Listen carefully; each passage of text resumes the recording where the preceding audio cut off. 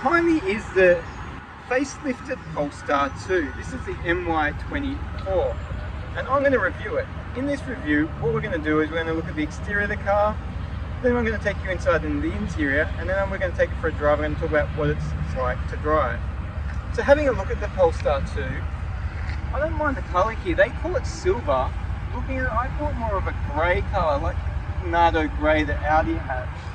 In certain lights, it also looks like a bit of an alpine white colour, so it's an interesting colour, I don't mind it. The front here, it's fairly obvious that it's an electric car, and it's also fairly obvious it's come from the Volvo stable as well, with definitely some design cues like a Volvo. So you've just got the flat plastic here, you can see even a camera there. You've got these LED lights here, they're quite slim and nice looking, and there's some nice lines on the bonnet that give it a bit of a character there. As we take you around the side of the car, this model is the single motor long range model, and this has got 19-inch wheels as standard. You can upgrade those to 20-inch wheels, and the tyres on this are 245 wide and 50 profile. As we take you along the car further, one thing I've noticed with these Polestars is they like to put a cheap sticker on the side to tell you it's a Polestar 2, that it's an 82 kilowatt battery in it, and it has 220 kilowatts of power. I don't know why they decided to do that. I just think it makes it look cheap. I don't like, look at it. If I own this car, I'd be taking that straight off there. Nice modern looking mirrors. I don't mind the door handles, and then there's some further lines along the car as well as we walk along the side. As we take a look around the rear, I'm not sure about the look of the rear. I don't know about these lights and just the design of the rear. I think it looks a bit bricky, square looking sort of thing, but I guess they've decided to go with that design. Alright, let's take you around the interior of the car. In the interior of the car, it's not a bad place to be. Again, they've taken those design cues from the Volvo with this center infotainment system here, pretty much the same as you'd get in a Volvo. It's 11.3 inches. I don't mind, it's good clarity, plugs into Apple CarPlay, Android Auto if you've got it. You've also got a range of different menus. You can control a few different things with the car here as well, so there's a whole different options. The steering feel, like it can be light, standard or firm.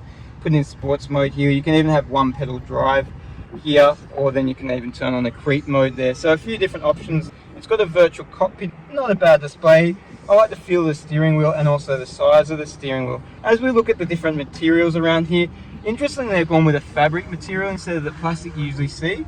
I don't mind it, but I'm not sure over the lifetime, if you touch it with dirty hands, how long, if it will look good, it might start to mark up or stuff like that. All the materials seem nice to touch, seem good quality. Interesting, they've got the air conditioning ducts up here because obviously the infotainment system's covering where you'd normally expect them to see. The fabric, they call it, is Multi-Tech Vegan, I think it is. So it's a strange name. I'd assume that's because it's not made of any animal materials. You can obviously pay extra for the Napa leather in this. I think it's a $6,000 option. Feels nice, it's comfortable. You've only got one cup holder in here. Normally expect to see two, but you can get the second one in the center console.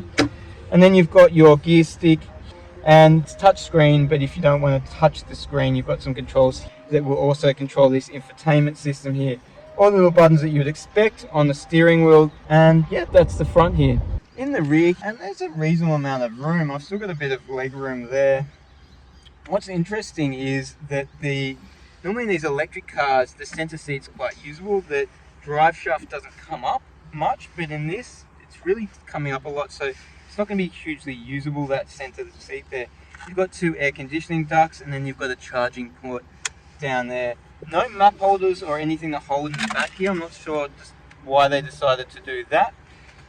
If we have a look here, you can pull down and you've got two cup holders there, and you've got one vanity light. You've got the grip. They look alright. Again, that fabric material that I showed you at the front here, not sure if that will get dirty over time, and some small storage pockets. Alright, let's check the boot space. The boot space.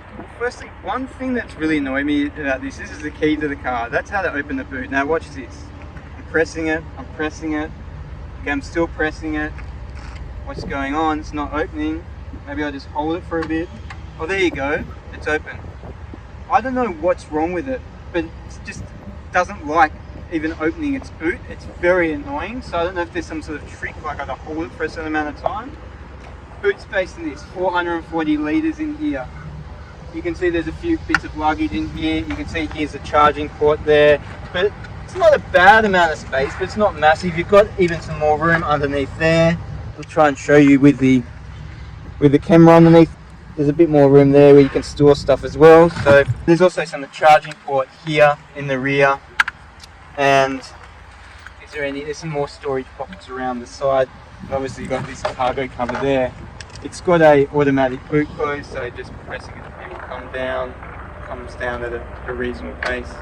Inside the Polestar, driving it now, and the first thing I found when I got into this, I was like, how the hell do I turn the thing on? Like, where is the stop button is? Looking around, going, okay, there's no key here, I can't see any button here. No, that's the button, must be for the infotainment system.